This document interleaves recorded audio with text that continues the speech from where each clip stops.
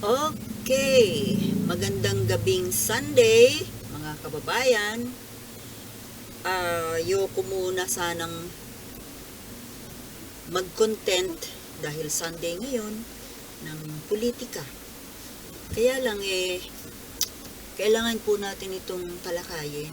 Itong tungkol sa pag-raid sa isang pogo dyan sa Pasay. Akala ko po kasi, nung mawala si President Duterte, ay nawala na rin itong pogo.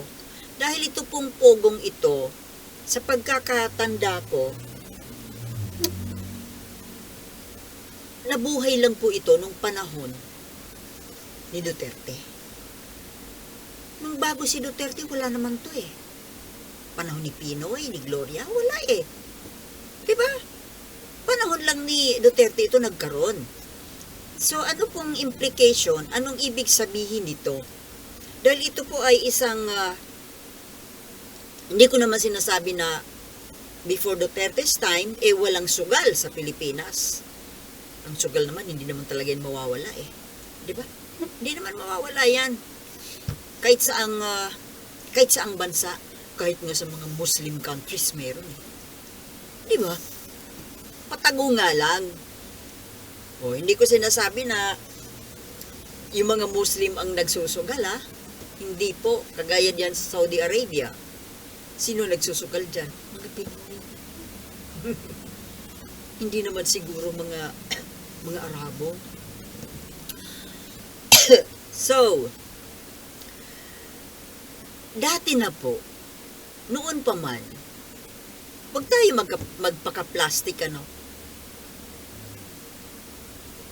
Even nung time ni Apo Lakay, after that, hanggang ngayon, mayroon naman talagang sugalan.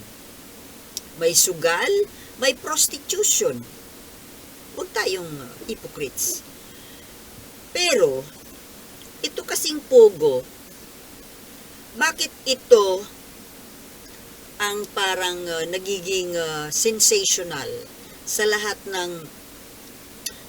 ng pogo at sa lahat ng gambling and entertainment, samantalang dati na mayroon yung mga nightclub dyan sa Manila. Hindi lang naman nightclub yan eh, may mga may mga tagong kwarto yan na may mga sugalan. Bakit nangyayari yun? Siyempre, hindi naman po yan mangyayari kung walang blessing ang nasa gobyerno. Hindi ko sinasabi na yung pinakapangulo natin. Hindi po yun. Kundi, yung mga nasa baba, sila po yun. Mga pulis, mga generals, yung mga nasa medyo baba na mga posisyon, hindi yung pangulo. Pero ngayon, nung panahon ni Duterte, diba, pinayagan niya yan, pumasok ang pogo. So, ano ang problema dito sa pogo? Siguro, dahil ito ay napakalaking negosyo, pero walang kinikita ang gobyerno natin. Diba? Nagbabayad ba ng maayos na taxes ang mga yan? Kasi ang sabi ni Duterte noon, nung dumami ang pogo, hayaan na daw natin kasi kumikita naman ang government. Kumikita ng buwis. So, kung kumikita yan ng buwis, bakit natin hinuhuli? Diba? Hindi ko sinasabi na okay sa akin ang ganito. Kasi kung para sa akin, no to indecent entertainment and gambling. Kailan ba naman naging decent ang gambling? Indecent ang gambling, pero mayroon po tayong type of gambling na legal. Di ba? Alin yun? Yung loto, yung sweepstakes, sugal yun, di ba? Pero legal. So, bakit siya legal? Kasi mayroon pong charitable purpose. Di ba? Kaya legal, pinapayagan niya ng gobyerno yung sweepstakes, yung pagkor, because yung malaking portion ng kinikita niyan ay napupunta po sa charity. At saka may buwis. Pero itong pogo, ano po ang napapala natin dyan? Ngayon, kung prostitution man yan, sino-sino ba ang nandyan? Anong nationality ang nandiyan ng mga prostitutes, mga babae? Mga Pilipina ba? O mga Chinese? Ngayon, kung mga Chinese yan, parang 50-50 wala tayong okay lang. Kasi hindi naman natin kalahi. Pero,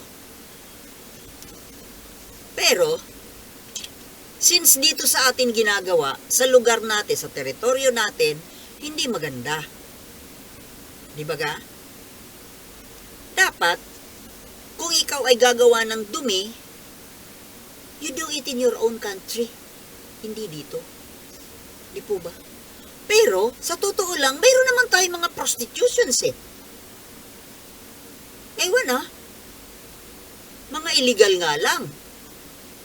Pero, nangyayari. Kasi bakit? May mga kasabwat na nasa gobyerno. So, itong pogo, bakit ito namamayagpag? May kasangkot na nasa gobyerno? Noong una, ang kasangkot mismo, ang godfather nito, yung nagbigay ng permiso na pumasok dito at dito gumawa ng mga kadumihan. Si dating Pangulong Duterte, di ba? Sa kanya po yan nag-umpisa. At syempre, yung mga kasabot na nasa gobyerno, nasarapan. Kumikita eh. Itong mga nasa gobyerno na ito. Akala natin ang mga nasa gobyerno ay malilinis na tao? Yan po ang mahirap eh. Yung mga nasa gobyerno na yan, matatalinong tao po yan. Ang tataas po na kurso ang mga tinapos niyan. Mayroong abogado, may mga masteral, mayroong doktoral, matatalinong tao. Pero, alam niyo kung sino pa yung mga pinakamatatalino at yung mga sangkatutak ang mga medalya, mga medalya sa katawan, sila po itong ubod ng dumi. Sila pa po yung mga promotor ng kasamaan. Tingnan mo yung nandiyan dyan sa DA. Sino ba yun? Yung si Lucadio Sebastian. Kesyo nagtapos sa Amerika, doctorate ng kung ano-ano, ang tataas ng mga pinapos, award ng kung ano-anong mga awards, pero tingnan mo anong ginagawa sa bansa natin. Ipinapahamak tayo, kaya ako po wala na akong believe sa mga matataas masyado ang pinag-aralan at doon sa mga sobrang matatalino. Di bali na yung medyo average intelligence, above average, a little above average. Kasi hindi naman po pwede yung aanga-anga. Pero yung sobrang matatalino, doon pa nga po sila dahil sa sobrang talino, nakakagawa ng mga umaano-ano ng mga uod dito sa utak. Di ba? Tingnan mo. Paano ka makakarating dyan sa tuktok? Kung hindi ka genius, kung hindi ka walang utak. Kaso, oras na nandiyan ka na sa tuktok, sana naman po yung katalinuhan natin. Ang talino po kasi, gift po yan sa atin ng Diyos. Hindi po ba kayo nakukonsensya na yung talinong iniregalo sa inyo ay ginagamit ninyo sa kasamaan? Kaya po yan ibinigay sa inyo ng inyong Creator ay para gamitin, para makatulong sa ibang mga creatures. Hindi para apihin o tapak-tapakan yung other creatures. Do you get it? Salamat na lang hindi ako super talino. Hindi ako genius. Ilan ba yung NCEE ko? 94? Baba, no? Yung sister ko, 98.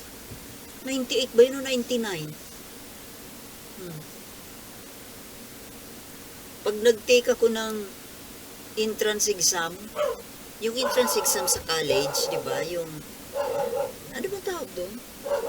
Basta yung exam, ang score ko laging 92.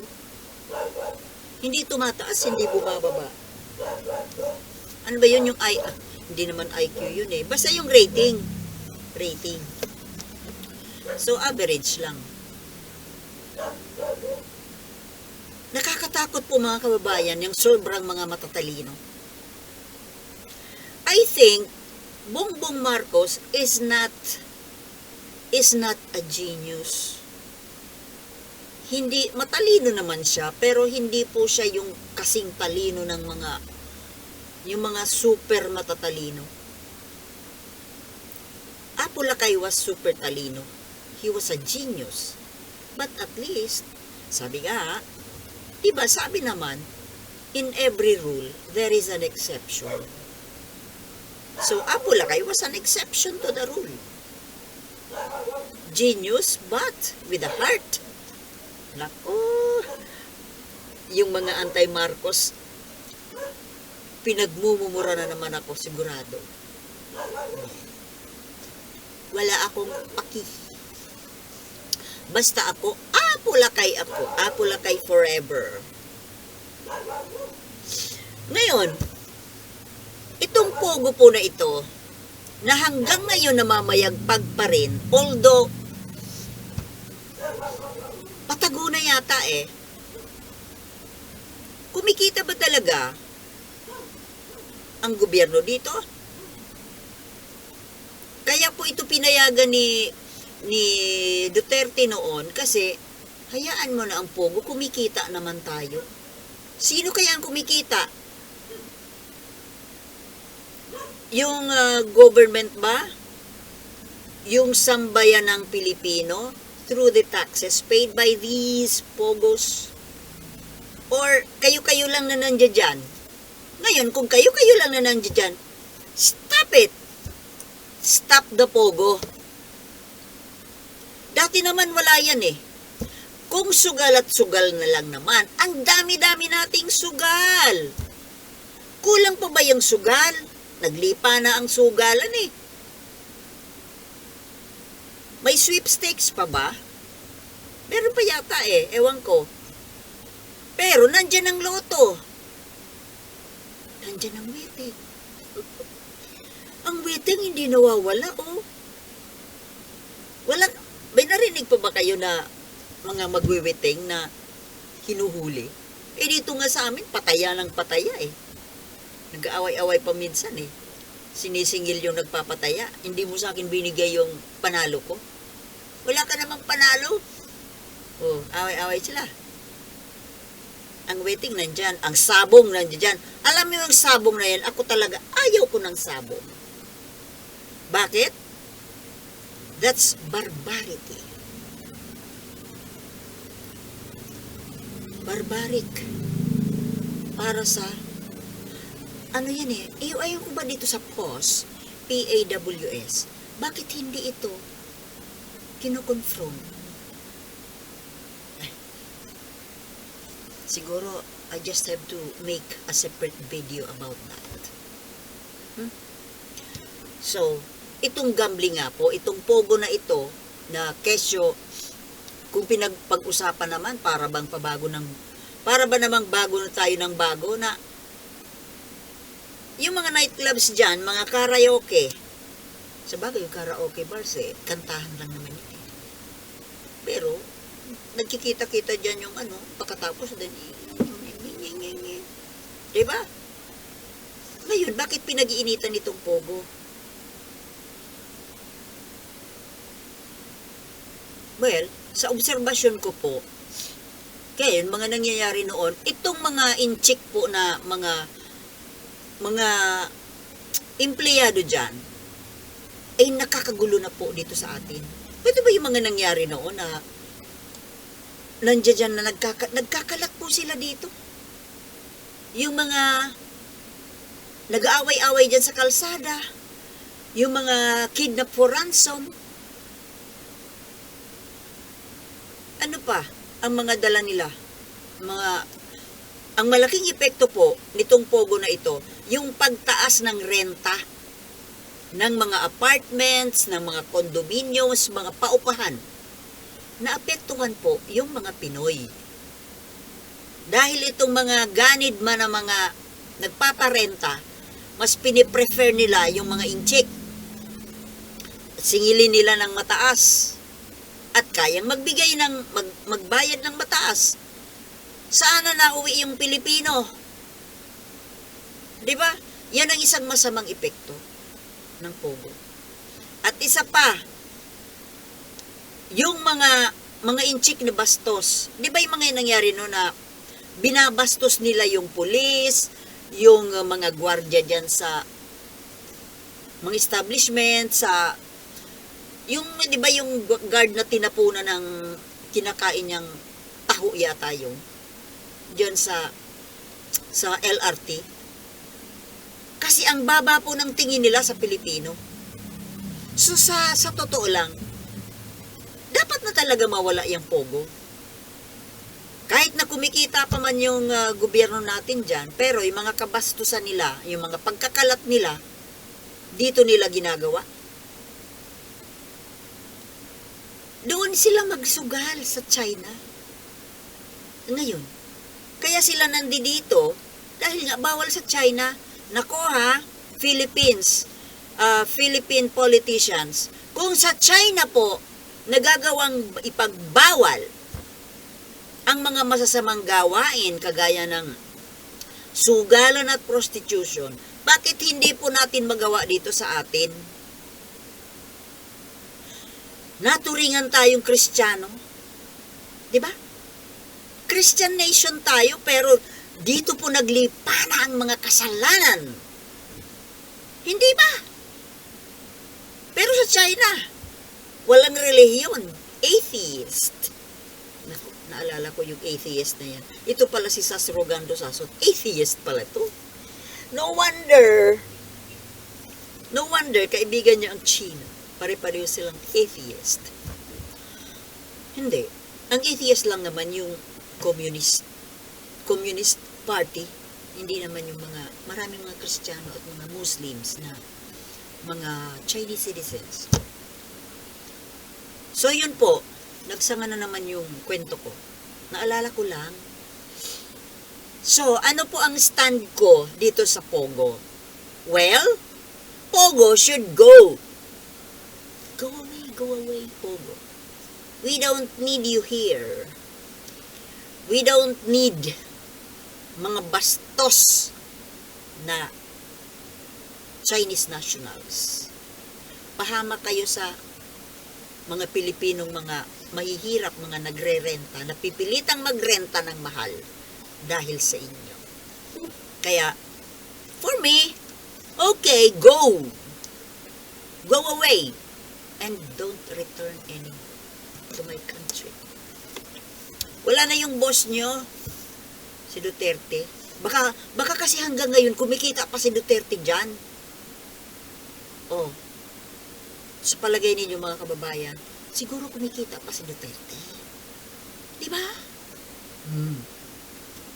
Okay, so, hanggang dito lamang po at ako hindi pa naghahaponan. Magluluto pa, Akes! Maraming salamat po at thank you for watching and see you later, alligator. Okay? Peace.